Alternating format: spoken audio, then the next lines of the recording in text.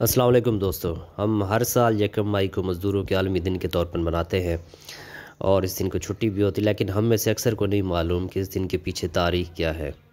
تو تاریخ کچھ یوں ہے کہ یکم مئی 1886 سے قبل مزدوروں کی مزدوری کے کوئی اوقات کار نہ تھے۔ 14 گھنٹے دن میں کام کرنا پڑتا تھا اور ان کی تنخواہیں بھی اچھی نہیں تھیں۔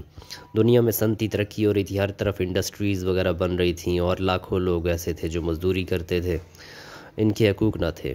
یورپ کے ترقی پسند جو دانشور تھے، ادیب اور شعراء تھے، وہ محنت کشوں کو منظم کرنے میں لگے تھے۔ خصوصاً فلاسفر کارل مارکس تھا جو کہ سوشلسٹ نظریات رکھتا تھا، سوسائٹی اور غریب طبقے کے متعلق بات کرتا تھا۔ اس کے نظریات تیزی سے پھیل رہے تھے۔ کمیونسٹ پارٹی بن گئی جبکہ سرمایہ دار اور صنعت کار مزدوروں کی انجمن سازی کے خلاف تھے۔ ایسے میں امریکہ کے صنعتی شہر شکاگو کے مزدوروں نے بغاوت کر دی اور مشہور زمانہ ہے مارکیٹ کی جانب بڑھتے ہوئے نعرے لگانے لگے، دنیا کے مزدوروں ایک ہو جاؤ، ایک ہو جاؤ۔ اور دنیا میں پہلی مرتبہ محنت کشوں نے متحد ہو کر بغاوت کرتے ہوئے مکمل ہڑتال کی۔ امریکہ بھر کی صنعتیں بند ہو گئی اور وہ کہہ رہے تھے کہ ظالم حکمرانوں، حاکموں، ہمیں بھی زندہ رہنے کا حق دو، ہم بھی انسان ہیں، ہمارے بھی اوقات کار مقرر کرو، ہماری تنخواہوں میں اضافہ کرو۔ ان کا مطالبہ تھا کہ 24 گھنٹے میں سے 8 گھنٹے کام، 8 گھنٹے آرام اور 8 گھنٹے اہل خانہ کے ساتھ بتانا چاہتے ہیں۔ حکمرانوں نے نہتے مزدوروں پر گولیوں کی بوچھاڑ کر دی، بہت سے مزدوروں نے جانوں کا نذرانہ پیش کیا۔ یہ 1886 کی بات ہو رہی ہے۔